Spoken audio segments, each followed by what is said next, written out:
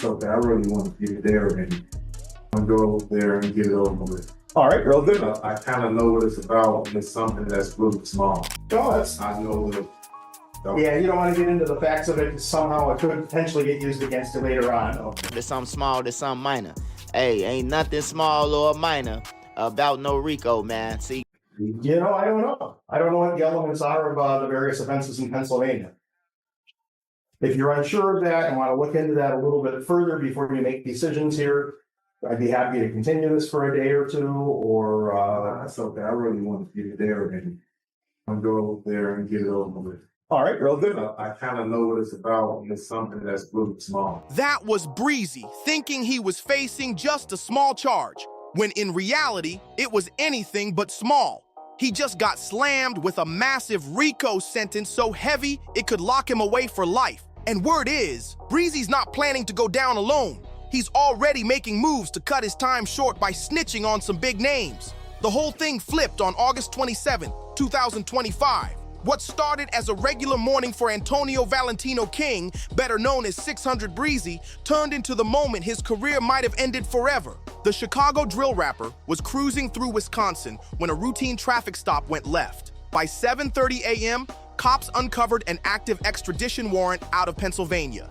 That, one of Drill's rawest voices, was in cuffs, staring down charges that could keep him locked forever. 600 Breezy has been hit with a state RICO charge, man. He started to explain it on camera to the judge, but the judge said halt, and he waived his extradition, so he will be going to Pennsylvania to fight this RICO charge. So to go down to another state and cause havoc, or however he called this RICO, is insane, man. Hey, I damn near spit out my coffee, man, when the judge said, I was drinking some Dunkin' Donuts, man, and the judge said a state RICO, I damn near spit out my coffee, man. This wasn't Breezy's first dance with the law, not even close. Raised in Chicago's Englewood neighborhood, he's been balancing street life and rap fame for more than a decade. His ties to the Black Disciples, especially the 600 set, fueled both his music and his legal nightmares, keeping him right in the middle of Chicago's most violent wars. The arrest sent shockwaves through the hip-hop world, but fans who knew his history weren't exactly shocked. Court records show he was booked and held without bail, a clear warning that whatever Pennsylvania's holding over him is deadly serious. He been in the newspaper for XXX, allegedly having something to do with that, which I doubt. I testified that he ain't did no shit like that. But he been in a lot of cases that's open, that's big, like the XXX is big. So, you know, he known. What made this arrest feel so ominous? The wild speculation online. On platforms like Reddit, people were already whispering about ties to a state-level RICO case. And let's be real, when you hear RICO, you know it's no joke. The Racketeer Influenced and Corrupt Organizations Act is one of the government's deadliest weapons against organized crime. When prosecutors use it on rappers, it means one thing. They think they can prove the artist was tied to a criminal enterprise. Breezy's court appearance only added fuel. He looked almost resigned, brushing the charges off as small. But the energy in that courtroom told a different story. Because let's be honest, small charges don't lead to extradition warrants, no bail, and judges warning you not to say too much, since every word can be used against you later. That's serious heat, no matter how casual Breezy tried to play it. This wasn't some one-off mistake either. It was the boiling point of years of legal troubles that shadowed Breezy's career. His record goes back to 2012, when he got busted in Waterloo, Iowa during a multi-agency sting, caught with crack cocaine and intent to deliver. That first arrest kicked off a cycle of probation violations and lockups that followed Breezy for years. In 2017, he got slapped with a 10-year sentence just for breaking probation, flying out to perform in Houston and LA without permission, and failing drug tests for weed. He only served 18 months thanks to legal help. Breezy ain't got no 10 years, man. I'll be back on the streets 10 months or less. So you better turn up, man. But the pattern was clear. 600, Breezy couldn't keep himself out of trouble. His rap beefs didn't help either, leaving behind receipts prosecutors could easily pull up. The loudest one, his long-running war with Tekashi 6ix9ine. It turned dangerous when 6ix9ine disrespected fallen Chicago rappers, and Breezy snapped back, making it crystal clear this wasn't just online trolling. These were threats serious enough for law enforcement to keep tabs on. You go and die. You're gonna die. And that's all I'm saying. I'm gonna go to jail respectfully. I'm gonna go to jail respectfully when I see you. Respectfully. I'm not me. And you gotta move around with security because you a You gotta move around with security because you a hoe. You gotta move around with security. Real street don't move between security guards. You gonna die. Especially since 6ix9ine was already known as a federal informant. By December 2021, Breezy's mouth caught up to him. He was arrested for making terroristic threats, proving once again how his online persona created real-life legal fallout. Those threats weren't just tweets or IG posts. They were evidence prosecutors could stack against him later to show a pattern of ties to violent criminal circles. The irony? Just months before his 2025 arrest, Breezy was in headlines condemning a mass shooting at Chicago rapper Mellow B's mixtape party. A tragedy that left 4 dead and 15 injured. He positioned himself like a voice of reason, speaking out against senseless violence. Yet here he was, possibly tied to the same dark world he claimed to be distancing himself from. The drama spilled even further when Chicago rapper Lil Zay Osama jumped online to clown him, posting, "Be Breezo, the streets ain't for you." That jab summed it up. Breezy's arrest wasn't just another case, it was a moment shaking the entire drill scene. The gap between Breezy's chill attitude and the real weight of those RICO charges became the hot topic. On one hand, he brushed them off like they were nothing. Hey, look, man, they played me, man, but they can't hold me forever, man. I don't got no 10 years, man. I'm looking at a year left. But in reality, RICO is the government's way of saying, we can prove you've been in a whole pattern of organized crime. And that's not something handed out lightly. That Wisconsin arrest wasn't just another setback. It could be the start of the end for 600 Breezy as a free man. With his long rap sheet, prosecutors see a pattern they can spin into intent, criminal activity, and gang ties. That's exactly the kind of story they love to build in court. What made it worse? The Pennsylvania warrant was sealed. Breezy's lawyers had no clue what charges were coming, meaning they were walking into court blind.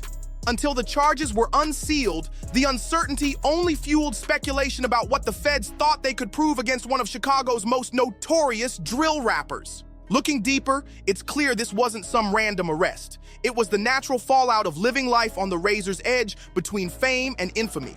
Drill music isn't just art, it's survival. And for Breezy, credibility often meant putting himself right in legal danger. Born April 16, 1991, Antonio Valentino King grew up in the trenches of Chicago's South Side, where making it past 21 was seen as a blessing. Raised in areas tied to the Black Disciples, especially the 600 set, the streets shaped everything about him. In those neighborhoods, the sound of gunshots was louder than ice cream trucks, loyalty was life or death, and snitching, that could get you smoked. The 600 block wasn't just some clout claim for Breezy, it was family, protection, and identity all rolled into one. The Black Disciples, and that 600 faction in particular, weren't just his crew. They were his day ones, the people he lived and bled with. These were the soldiers Breezy would ride or die with, the brothers who had his back when the ops slid through. But his come-up story wasn't just hustle, it was tragedy too. In 2013, his homie and fellow Black disciple, L.A. Capone, a drill rapper on the rise, got his life cut short at just 17. Losing L.A. wasn't just losing a friend, it was like losing blood, and it lit a fire in Breezy to chase rap like his life depended on it. From then on, it wasn't just music, it was mission. Every verse carried the weight of repping 600 for his fallen soldier. So when Breezy dropped Don't Get Smoked in 2015, it wasn't just another track. It was a war cry from the trenches, raw, uncut, straight from somebody who really lived it. Cause I'm thinking it's something him riding around with a gun. They said at Damo funeral, you know, he was showing guns, or I don't know if he was showing guns to Lil Zay. This wasn't no studio gangster act. This was the real deal, spit straight from the belly of the streets. And the hood felt that authenticity heavy. But here's the twist. Sometimes when you're grinding in the gutter, the universe throws a wild card that changes everything. And that wild card, Drake himself. The Sixth God played Don't Get Smoked on OVO Sound Radio in September 2015, blasting Breezy's voice from the trenches onto a global stage. And you know what I'm saying? Like, understand, like, think, you know, like how to understand how my voice ended up on this album, because Drake really with me like that. Picture this. You're a young cat from the 600 block just trying to make something shake. And out of nowhere, the biggest rapper on the planet blasts your track to millions. That's not just a cosign, that's validation from the mountaintop. The bond between Drake and Breezy wasn't some fake industry handshake. It was real, recognizing real. When Breezy talks about how Drake truly rocks with him, you can hear that respect clear in his voice. Like a lot of for me behind the scenes, you know. Like I don't really, he make me want to care about the rap shit. I don't care about this. And turn up, he got a good fan base, like especially where he from. Like they riot for that man. So tell him, be, you know, he ain't like, we come from Chicago where we started from rap beef. They ain't just get on, come right out of this rap beef. Really, they homies really dying for this shit, all that shit. Real good though. Drake didn't just toss Breezy a look for the cameras either. He was showing love behind the scenes, moving for him like a day one from Chicago. That's rare in the rap game, and Breezy knew it. But here's the key. He didn't play it like a clout chaser riding somebody else's wave. He stayed authentic, kept his Chicago drill roots solid, and that's why the respect was mutual. Breezy understood something most cats in his spot don't. Drill culture wasn't just music, it was real life, and it couldn't be faked. What made Drake's move so powerful was that it came out of nowhere. Breezy never begged for attention or a feature. Drake just saw the grind and respected it. That's why this wasn't clout chasing. It was pure street-to-street recognition. And Breezy earned Drake's respect the real way. Even as their bond grew, Breezy knew the streets were still watching. Loyalty to his people and the rules of street politics kept pulling him one way, while Drake's smoother diplomatic style pulled the other. And anytime I asked my homie, can I get on somebody, he always say no, and this time he just gave me a shrug, like it's whatever, because he tweaked. So that's all I need. That tension would only get messier as time went on. The highlight of their connection came in 2017, when Breezy's voice closed out Drake's Lose You on the More Life project. That wasn't just a feature, it was a blessing from the rap gods. Overnight, Breezy's voice was in living rooms, cars, and playlists all around the world. But here's where things flipped. While Breezy was finally gaining global shine through one of the biggest artists alive, the system was quietly stacking evidence against him. The fame was rising, but behind the scenes, the case that could end his career was already in motion. The game's rigged from the start when you come from where Breezy came from, and the more success you get, the bigger of a target you become. Way back in 2012, when he was just 21 and still figuring it out, the Tri-County Drug Task Force and Waterloo PD's tactical unit hit 6 houses in Iowa. That morning, Antonio Valentino King got scooped at 1013 West Mullen Avenue in Waterloo, slapped with possession with intent to deliver crack cocaine. Now, holding a little is one thing, but having enough for them to think you're pushing weight? That's a whole different beast. That type of charge could have had him gone for a decade easy. But Breezy caught a break most dudes in his shoes never see. He pled guilty and got a 10-year sentence, suspended in exchange for 5 years probation. His probation got moved to Illinois, letting him chase music while staying out the pen. Shout out to my big brother Drake. He got any lawyer in the city and his country on my side, man. 600 cartel, this shit has never died down, man. Back then, it felt like divine intervention, a second chance to flip the script and chase his dreams. But anyone who's been through it knows probation ain't freedom. It's just a leash. And when you're a young cat from the trenches trying to break into the industry, that leash feels short, tight, and ready to snap at any wrong move. Early 2017, just 3 months away from finishing his 5-year probation. Boom! Iowa officials claimed King violated his terms, threatening to undo everything Breezy had built. What were the violations? Traveling without permission to perform shows. He hit the IVY Center in Houston in October 2016, then popped up in LA that December. Social media even showed him in New York, Oakland, and East Atlanta, each trip stacking up as another unapproved move. It was the ultimate catch-22. Breezy was finally leveling up, getting booked in big cities, building his fan base, securing bags. But every single step toward success doubled as a violation. On top of that, he tested positive for weed in 2015 and 2016, giving the system even more ammo against him.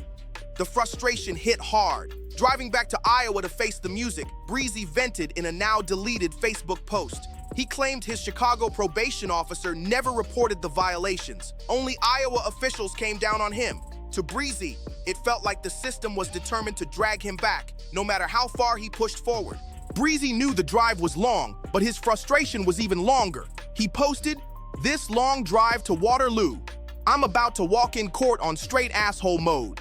If I've been violating for traveling, That means I'm violating just by coming to court. And the crazy part, my PO in Chicago didn't violate me, Iowa did. After 5 years, now Iowa want to step in. Here was a young man who had been grinding, building something real, keeping his family afloat with music, and instead of celebrating that, the system chose to make an example out of him. The same success that should have been proof of growth was flipped into evidence against him. That drive to Iowa wasn't just about court. It was about facing the reality that his future, his freedom, and his career were hanging by a thread.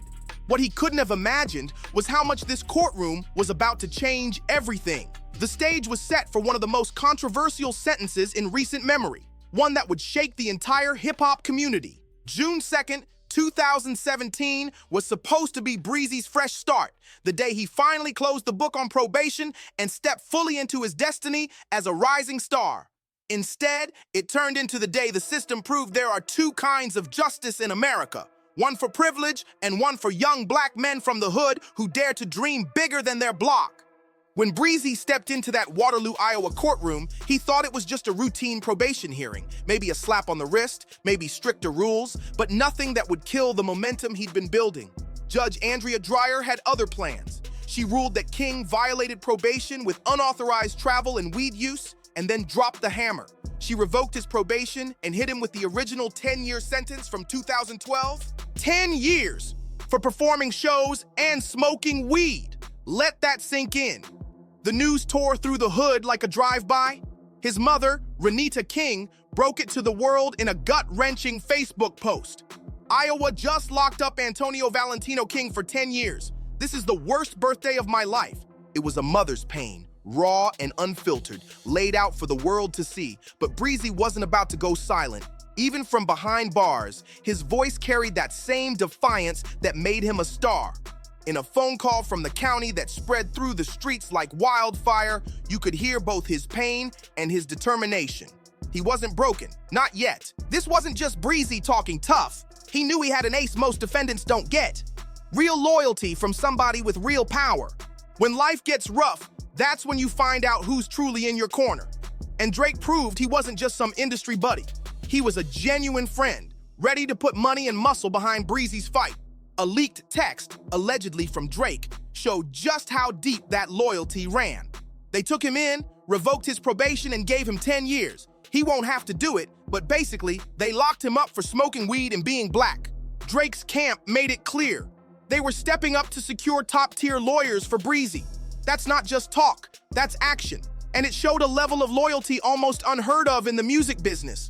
But at the same time, Drake's words pointed to something bigger than Breezy's case alone, the ugly racial dynamics at play. To many, this wasn't about probation violations. It was about the system coming down hardest on young black men who dared to rise above their circumstances. The whispers of racial bias couldn't be proven in court, but they echoed what the community felt. Breezy was being made an example of, punished harder because he was a young black man who never cut ties with his roots. But Breezy's confidence about beating the case wasn't just about lawyers. It came from knowing how the system really works.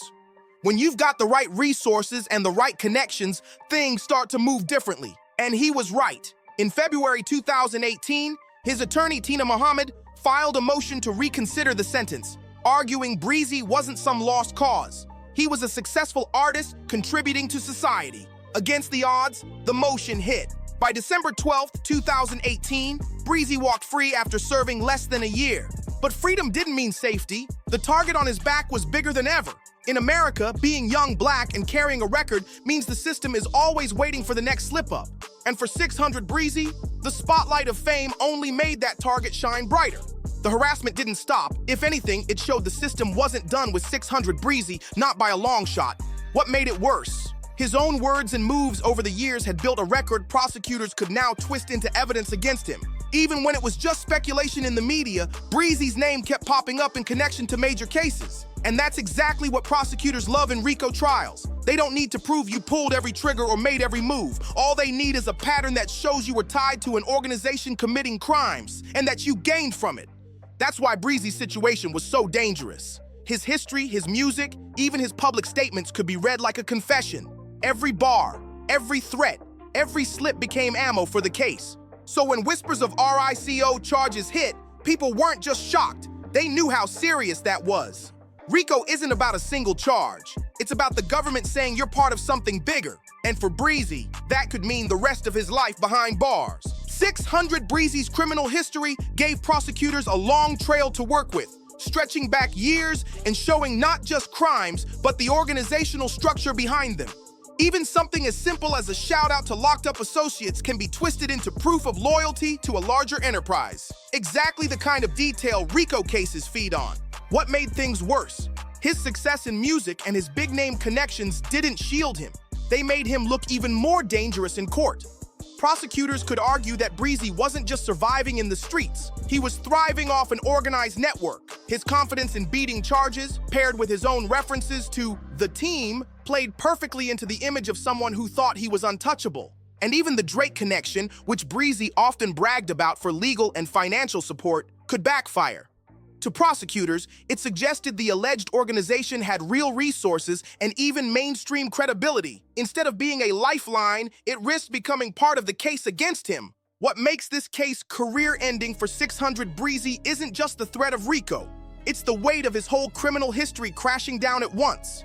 From the 2012 drug bust to the 2017 probation violation, multiple arrests in Iowa and Alabama, and now the sealed Pennsylvania charges.